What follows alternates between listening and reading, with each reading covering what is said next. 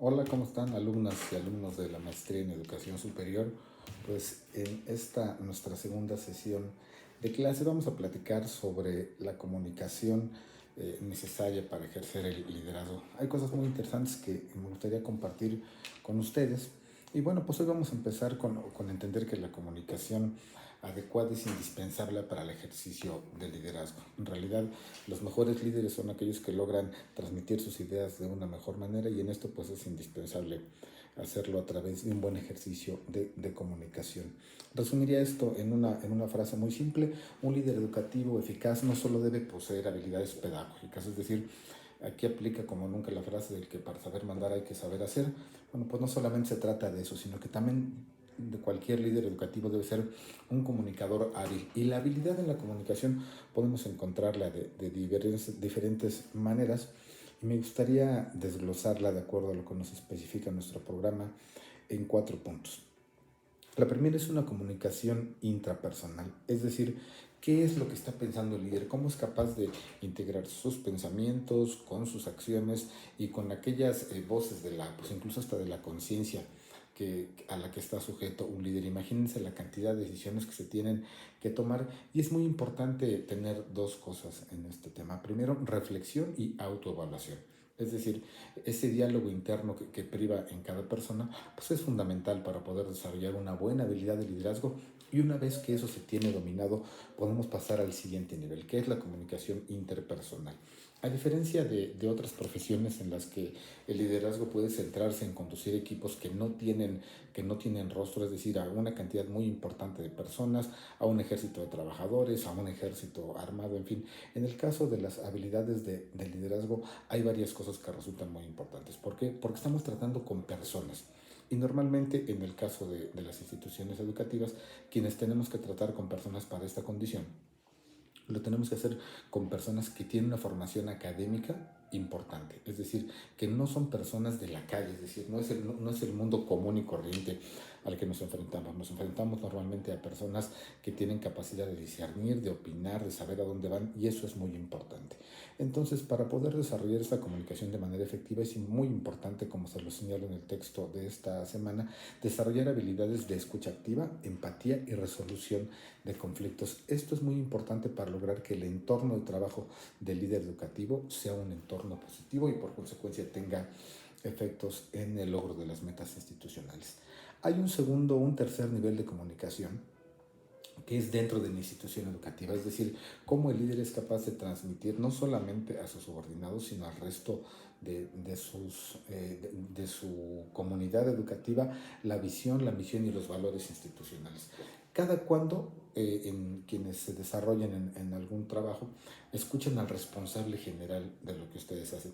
Cada cuando escuchan a su director, al dueño de la empresa, al director de la escuela, al rector de su universidad, cómo entienden la mística del trabajo. Eso es muy importante, y de ahí deriva que ustedes tengan que desarrollar este nivel de comunicación que tiene condiciones muy, muy particulares. Y al final, la última de los tipos de comunicación importantes en este tema es la comunicación pública, es decir, lo que sabemos de las instituciones desde afuera. Y ahorita hacemos algún ejemplo para repasar. Es decir, resumamos estos 4 tipos de comunicación. En primer lugar, el líder debe tener comunicación consigo mismo, es decir, debe saber y debe ser capaz de entender lo que está pensando, lo que está sintiendo y lo que está diciendo. Este ejercicio de congruencia resulta fundamental, primero para poder establecer sus propios valores, su ethos, su modo de comportamiento, y a partir de ahí desarrollar una comunicación interpersonal. ¿Cómo transmito esto que estoy pensando? ¿Cómo se lo transmito a mis compañeros? Y posteriormente de eso, ¿cómo hacemos que ese equipo de trabajo, ese think tank, ese cerebro colectivo empiece a transmitir hacia el resto de la comunidad institucional lo que estamos pensando, la misión, la visión, los valores, y después cómo eso es percibido en el público? Es decir, les decía, si tenemos que pensar en algún ejemplo, y creo que pueden verlo ustedes en el video que analizamos en esta semana, del cual agradezco ahí sus trabajos, como en primer lugar los líderes tienen que forjarse una idea de qué es lo que quieren. Después empezar a transmitirlo a su círculo más cercano, a sus amigos, a sus colaboradores, a su pareja incluso, y luego cómo esto se logra permear a través de una institución, como en el caso del video que revisamos cómo el Ayuntamiento de Bogotá logró tener una cohesión que después no le costó muchísimo trabajo poder comunicar hacia afuera. La gente no entendía para dónde iban y hubo que hacer ejercicios de comunicación muy interesantes, como el caso de los mimos poniendo señalamientos de tránsito, como las entrevistas que acabó dando a algunos de los personajes, es decir, todo eso que al final acaba sucediendo y que tiene que transmitirse, esa es la comunicación pública. Y muchas veces nosotros juzgamos la comunicación a partir de lo que percibimos desde afuera, pero no nos percatamos que detrás de cada uno de estos ejercicios de comunicación hay algo mucho más sólido que debe haber, que debe tener un respaldo como una organización bien fundamentada, un equipo de trabajo bien comunicado y bien cohesionado, y el líder, fundamentalmente, un líder que sea capaz de entender su propia condición y sus propias habilidades y en su caso sus propias deficiencias para la comunicación. ¿Qué estrategias son recomendables? Hay muchas, sin duda hay muchas, tantas como autores en esta materia, incluso en materia de psicología y de comunicación organizacional, pero yo quiero destacarles únicamente 4 cosas para ser más ágiles. En primer lugar, la comunicación debe ser transparente, es decir, hay que fomentar un entorno en donde la información se transmite con confianza. Entenderemos siempre que hay información sensible que puede poner en riesgo el funcionamiento, la integridad o la libertad de ciertas personas y eso no se debe comunicar.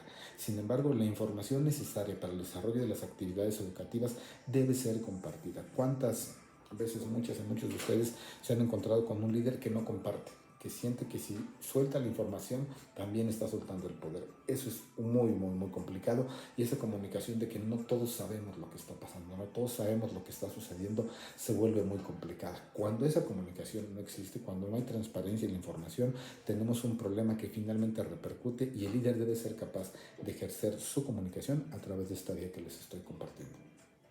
Después, algo que es muy importante en el ejercicio de comunicación desde el liderazgo es desarrollar las habilidades de escucha. Es decir, no se trata solamente de saber decir, entendiendo que la comunicación es un siglo, creo que hay un par de compañeros comunicólogos o especialistas en ese tema, no es un asunto de ida, es de ida y regreso. Tan importante para la comunicación lo que se dice como lo que se escucha, y eso aplica para todos los ámbitos de la vida. Cuando tenemos capacidad de escuchar de manera activa, es decir, sin juicio pero con empatía, logramos entender las necesidades de nuestros interlocutores y a partir de ello tomar unas decisiones mucho más informadas y mucho más acordes a lo que veíamos arriba. Si tengo una buena comunicación interpersonal y tengo capacidad de escuchar lo que me quieren decir, puedo entender otros puntos de vista y como líder tomar mejores decisiones. Finalmente, hay un tercer punto en esta condición de la comunicación, que es la comunicación asertiva. Este es un concepto que se ha manipulado mucho, pero bueno, ¿en qué consiste la comunicación asertiva? En ser claro y directo, ser puntual y específico en lo que se está pidiendo o en lo que se quiere decir. Y de ahí la riqueza del lenguaje y las capacidades de expresión del líder. Un líder que no lee, un líder que no es capaz de ser empático a través de identificar lenguaje corporal y todas esas condiciones, se vuelve muy difícil que pueda comunicarse de manera asertiva. Es decir, tengo que entender lo que me están diciendo para poder transmitir con puntualidad estrictamente a lo que me estoy refiriendo. Cuando logramos comunicarnos de manera asertiva, evitamos muchos problemas o podemos solucionar incluso muchos. A veces no es lo que se dice, y en esta lógica que tenemos todos, no es lo que me dice, sino cómo me lo dice. Es que es lo que dijo, pero no es lo que quería decir. El líder no se puede dar ese lujo. El líder debe ser capaz de comunicar exactamente lo que quiere decir. Y finalmente, algo a lo que todos estamos sujetos hoy en día, el uso efectivo de la tecnología. ¿Cuántas veces somos adictos a enviar un mensaje en lugar de hacer una llamada? ¿Cuántas veces preferimos expresar nuestros sentimientos a través de un emoji, de un sticker, en vez de ser capaz de transmitirlo? Esto es algo muy importante. La tecnología es una herramienta, pero no es la vía. Quizá en la comunicación más tradicional tenga que enfocarse en lograr que el líder no puede mandar mensajes de texto. El líder toma la llamada, expresa, escucha, es empático y dice con claridad lo que quiere y o lo que espera de su equipo. Eso es muy importante y creo que en eso destaca la parte más importante de esta parte. ¿Qué podríamos resumir repasando de estos niveles de comunicación intrapersonal, interpersonal, organizacional y público? Y luego de estos esquemas de comunicación transparente, las habilidades de la escucha, una comunicación asertiva y el uso de la tecnología, ¿qué tendríamos que hacer? Bueno, que como líderes es muy importante que ustedes puedan comprender y aplicar los diversos niveles de comunicación con sus respectivas estrategias. Es decir, esto está enfocado en algo muy sencillo. Cuando logro comunicar y transmitir mis ideas y tengo las estrategias para lograr hacerlo, el equipo se cohesiona. Un equipo cohesionado es mucho más efectivo para alcanzar las metas institucionales. Dense cuenta que, y seguramente ustedes lo conocen, eh, el liderazgo siempre recae sobre aquella persona que es capaz de expresarse mejor, que es capaz de transmitir las ideas, que es capaz de entender lo que los demás quieren y es capaz de traducirlo en acciones concretas. Es decir, la comunicación es indispensable para alimentar el liderazgo. Yo diría, sin dudarlo, que lo más importante dentro del liderazgo es poderse alimentar de las necesidades de las personas. Es decir, lograr entenderlas, asimilarlas y traducirlas en algo es lo que le va a dar al líder esa fortaleza para que los demás lo sigan. Lo comentamos creo que en la sesión anterior. El liderazgo se traduce en una sola cosa: que las personas hagan lo que nosotros queremos. Es así de simple, y entenderlas, aceptarlas, ser empático y poder poner en palabras lo que a veces algunas personas no pueden, esa es una de las cualidades más importantes del liderazgo. Vamos a la segunda parte. Esta sesión estará dividida en 3 partes. En video les voy a poner la 1 y la 2 y en el podcast pondremos la tercera parte. Hablamos de la motivación. ¿Qué es la motivación? Si nos vamos un poco a la raíz, las palabras son muy generosas casi siempre y en su etimología nos dicen lo que significan. Motivar viene de una raíz motivare, que significa motio, que significa mover. Es decir, ¿qué es lo que nos mueve? ¿Qué es lo que mueve el líder a hacer las cosas? ¿Y qué es lo que después el líder puede permitirle a las demás personas que hagan lo que él les está pidiendo? ¿Cómo los mueve? Los líderes, lo hemos escuchado, los líderes mueven a las masas. Es decir, ¿qué mueve a las masas? ¿Cuál es la motivación? Hay muchas teorías a este respecto, también trataremos únicamente 4.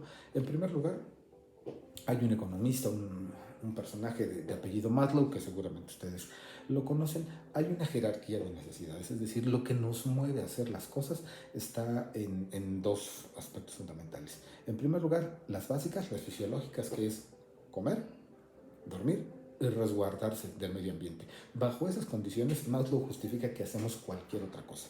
Después ya los humanos tenemos otras más elevadas que tienen que ver como la autorrealización, el sentirme parte de un grupo, el sentirme integrado, el sentirme querido, el sentirme amado, todas esas cosas que juegan en un aspecto, digamos, diferente de lo que estamos hablando. Un líder educativo efectivo es capaz de motivar al personal garantizándole que va a satisfacer esas necesidades. Es decir, vas a estar bien, vas a tener permanencia, vas a sobrevivir de alguna manera y además te voy a hacer crecer. Es decir, cuando logramos como líderes motivar esas condiciones, entendamos lo del básico. La gente va a hacer lo que sea con tal de no dejar de comer, con tal de no exponerse al medio ambiente y con tal de autorrealizarse. Si tenemos claridad en esas 3 cosas y tomamos las decisiones adecuadas, comunicándoles como lo vimos con anterioridad, seguramente podremos avanzar en nuestro posicionamiento de liderazgo. Hay otra teoría que también alimenta la motivación y nos sirve para entender por qué las personas actúan de la manera en la que lo hacen. Un filósofo de apellido Brum sugiere que la motivación depende de la expectativa de que los esfuerzos van a llegar a un rendimiento exitoso. Es decir, en la medida en la que yo me esfuerce, voy a poder lograr algo. ¿Qué tendremos que hacer como líderes? Seguir incentivando. Este es un ejemplo muy claro en el tema de los deportes. Cuando nos esforzamos, entrenamos adecuadamente, tenemos una meta: lograr correr los 100 metros en menos de 10 segundos.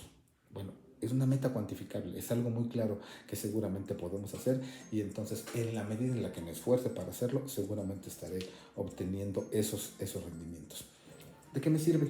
Una medalla de oro. Es decir, voy a tener una medalla de oro y esa medalla que me dé el primer lugar es lo que me va a garantizar estar donde estoy. Eso me parece que es muy importante.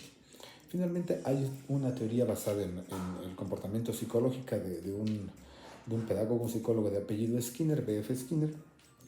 Para él, las consecuencias del comportamiento son impulsadas por lo que está bien y lo que está mal, lo que me causa placer y lo que me causa dolor. Es decir, si hay cosas que yo hago y me hacen sentir bien, las voy a seguir haciendo. Si hay cosas que hago y me hacen sentir mal, ya las voy a dejar de hacer. A eso se refiere. Entonces, ¿qué tendría que hacer el líder educativo? Motivar que las personas se sientan bien con lo que hacen, que las consecuencias de sus acciones los lleven a sentirse bien, y a partir de eso vamos a poder entender que las personas responden o no, se mueven o no, de ahí la palabra motivación, se mueven hacia donde nosotros queremos. Finalmente destacaría una teoría adicional, que es la teoría de la autodeterminación. Es decir, los líderes pueden entender, deben entender que pueden transmitirle a las personas que son capaces de hacer por ellos mismos, todo lo que desean. Es decir, en la lógica esta del échaleganismo, de échale ganas y vas a ver, eso quiere decir, se limita a eso. El potencial que las personas tienen y queremos impulsar como líderes está dentro de ellos. Es decir, en la medida en la que tú te esfuerces, no necesitas el reconocimiento de nadie, no necesitas el premio de nadie. Esa realización y la capacidad para lograr llegar hasta donde tú quieres depende estrictamente de ti. Eso es muy importante y bajo esa lógica se repasan. Repasaríamos entonces estas 4 teorías de la motivación: las necesidades de Maslow, lo más importante es comer y lo mejor es autorrealizarme. La teoría de las expectativas de Bloom, que tiene que ver con, en la medida en la que yo me esfuerzo, obtendré los resultados que tengo. La teoría del reforzamiento de Skinner, lo que me hace sentir bien, lo que me causa placer, lo voy a seguir haciendo, aquello que no me lo cause, lo voy a evitar. Y finalmente la autodeterminación de Daisy y Ryan, que tiene que ver con que yo tengo que encontrar dentro de mí todas aquellas condiciones que me permiten autorrealizarme. Y pasando a la siguiente parte de nuestra sesión del día de hoy, ¿cómo vamos a saber que esto está funcionando? Bueno, pues es muy simple. Vamos a evaluar el desempeño. Como líderes, una de las posiciones más incómodas es tener que evaluar lo que los demás están haciendo. Pero para que esto funcione, debemos tener 4 cosas al menos muy bien determinadas. En primer lugar, establecer objetivos claros. Segundo, la evaluación no puede ser excepcional, debe ser continua y la retroalimentación constructiva. Otorgar los reconocimientos que las personas están esperando y fomentar el desarrollo profesional. Es decir, si sabemos hacia dónde vamos, tenemos claridad en cómo es que tenemos que recorrer ese camino. Si les gusta leer, como asumo que es el caso de muchos y muchas de ustedes, recordarán un episodio, un pasaje ahí en el libro de Alicia en el País de las Maravillas, que le pregunta al conejo que para dónde va, y responde: cuando no sabes para dónde vas, cualquier camino es el correcto. A eso se refiere. Hay que tener objetivos claros que nos lleven exactamente a donde queremos, y hay que establecer que los objetivos que tenemos como líderes institucionales estén encaminados al mismo esfuerzo al que vamos todos.